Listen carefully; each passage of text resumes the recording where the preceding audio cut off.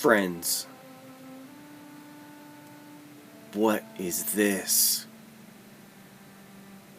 I mean, I'm just walking through the mountains of Montana and I come across this amazing rock face.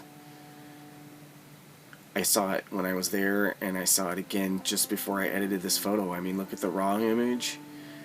Looks like a face. And now look at this. This completed image that I just did. I just did this doodle. It only took me like 20 minutes. Clearly, somebody was here in the past and made this into a face.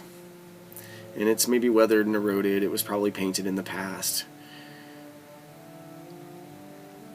But I believe, I posit, that this was an existing rock that somebody later on took it upon themselves to turn it into this representation of a face.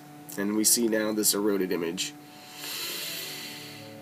Please let me know your thoughts in the comments. Please do leave a thumbs up if you like this video, and subscribe.